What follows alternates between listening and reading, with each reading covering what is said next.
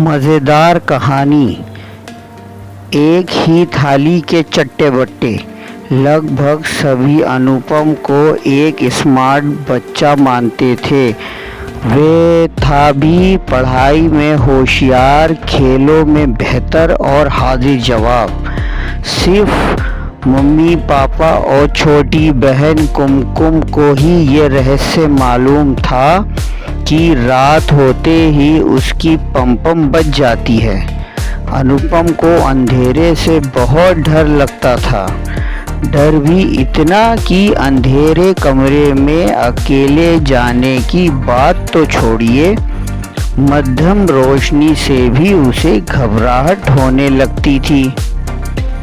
उसके कारण लंबे समय से वे लोग कोई फिल्म सिनेमा हॉल में नहीं देख पाए थे। मम्मी पापा के बेडरूम और कुमकुम के कमरे के बीच अनुपम का सुंदर हवादार कमरा था। फिर भी रात को सोने के लिए वह कुमकुम के कमरे में घुस आता था। कुमकुम को भैया से बड़ी चिढ़ छूटती थी, क्योंकि अनुपम सारी रात एक बड़ा सा बल्ब नाइट लैम्प की तरह जलाए रखता। अनुपम को भी अपनी इस कमजोरी पर बड़ी बौखलाहट होती। वह खुद समझ नहीं पाता था कि अंधेरे में ऐसा क्या है जिसका उसे डर लगा रहता है।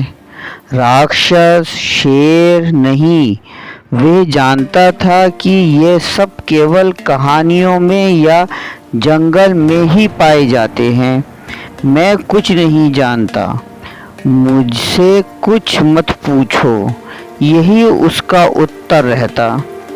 शनिवार की शाम दफ्तर से घर लौटते समय पापा एक टेलीस्कोप प्रोजेक्ट ले आए। रविवार की पूरी सुबह और दोपहर अनुपम और पापा ने साथ बैठकर डिब्बा भर कल पुर्जों से एक पूरी टेलीस्कोप बना ली। अनुपम को इसमें काफ़ी मज़ा आ रहा था। उसे अंदाज़ा नहीं था कि रात होते ही ये टेलीस्कोप ही उसकी परेशानी का सबब बन जाएगी।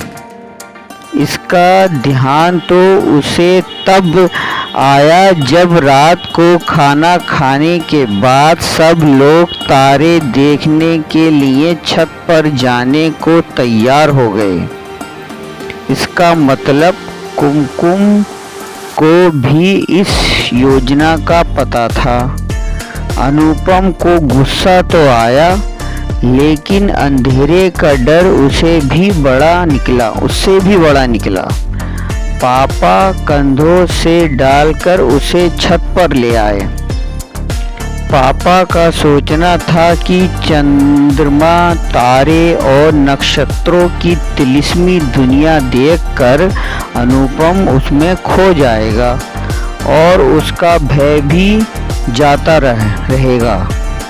लेकिन ऐसा कुछ भी नहीं हुआ।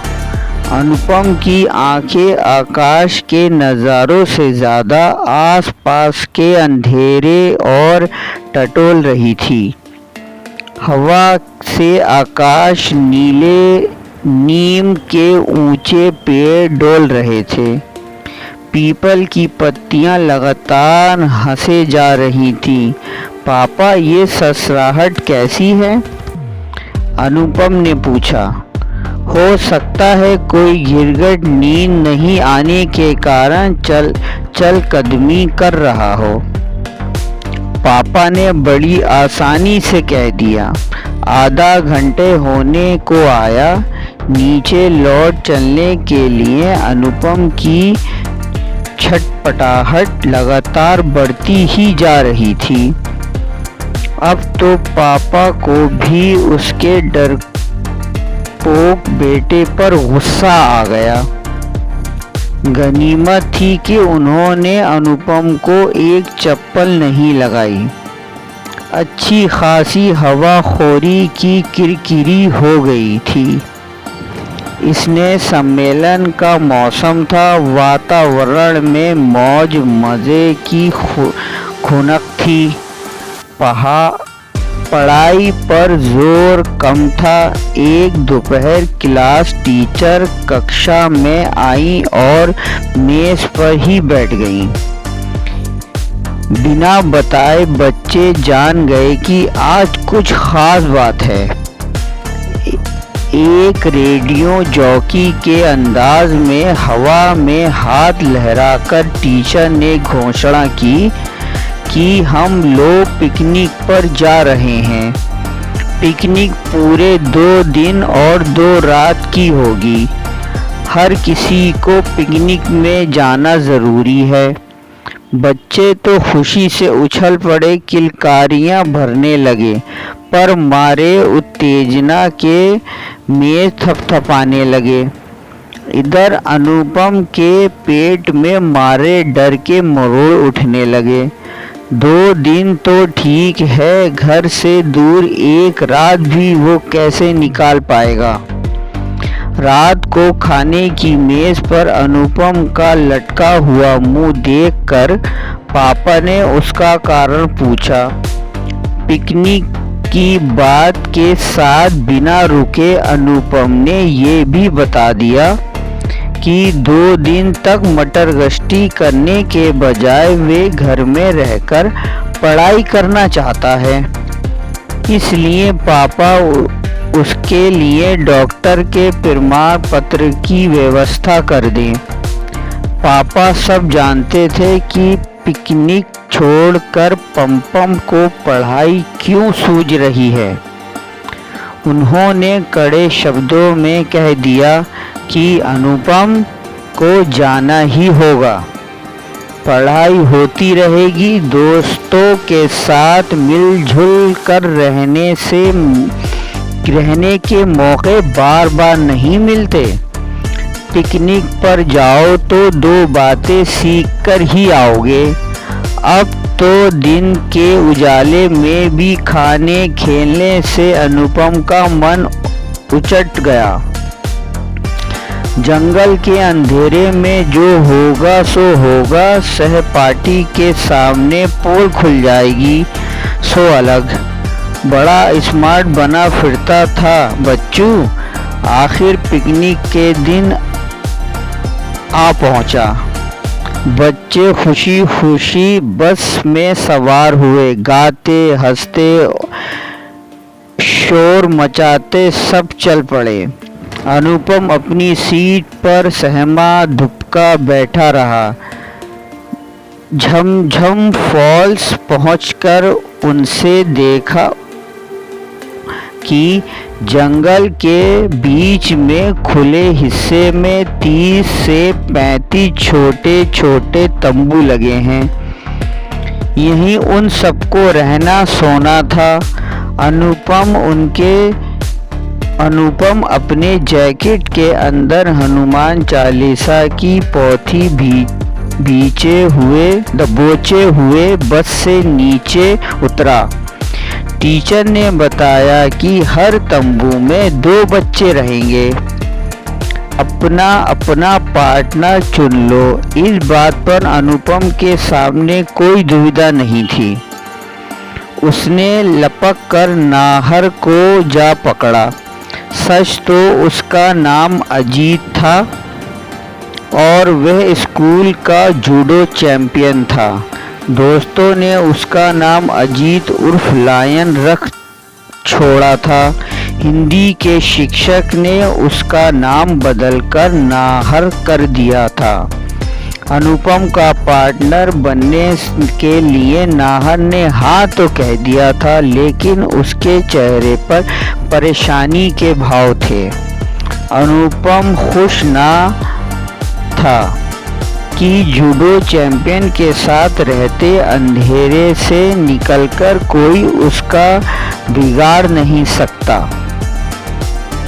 था। रात ठंडी थी। खाना खाने के बाद दोस्तों की हंसी ठिठोले में शामिल हुए बिना ही अनुपम और नाहर बिस्तर में आ दुबके। कंदील बुझाए बगैर ही दोनों ने अपने अपने स्लीपिंग बैग की जिप चढ़ा ली। अनुपम इंतज़ार कर रहा था कि नाहर अब रोशनी बंद करेगा, तब रोशनी बंद करेगा। तभी एक खरखरी फुसफुसाहट से अनुपम चौंक उठा। फिर उसने ध्यान में आया कि नाहर उससे कुछ पूछ रहा है। क्या तुम्हें अंधेरे से डर लगता है? अनुपम को अपना भेद खुलता लगा। अरे ये क्या देख रहा था वो? नाहर खुद थर-थर कांप रहा था। नाहर ने बताया कि उसे अंधेरे से बहुत डर लगता है और एक आश्चर्य की बात हुई, अनुपम ने खुद को ये कहते सुना कि अंधेरे से क्या डरना। अब वे स्लीपिंग बैग्स परे हटाकर उठ बैठा। यह तो अद्भुत था। अनुपम को अपने आप पर विश्वास ही नहीं हो रहा था। उसने नाहर को थपथपाकर कहा कि दोस्त, तुम तो एकदम पौंगे निकले। डरो मत, मैं तुम्हारे साथ हूँ। तुम मेरे हाथ थाम लो और बेफिक्र होकर सो जाओ। अनुपम का हाथ थाम कर नाहर निश्चित हो गया। लेकिन तुम मुस्कुरा क्यों रहे हो? कहीं ये बात सबको बता तो नहीं दोगे? नाहर ने पूछा। तुम्हारी ये हालत देखकर मुझे ऐसा ही एक पागल लड़का याद आ गया, अनुपम ने दूर अंधेरे में ताकते हुए कहा। लेकिन ये पुरानी बात है। आगे की कहानी जानने के लिए आप कमेंट्स करिए और हमारे चैनल को सब्सक्राइब कीजिए। धन्यवाद।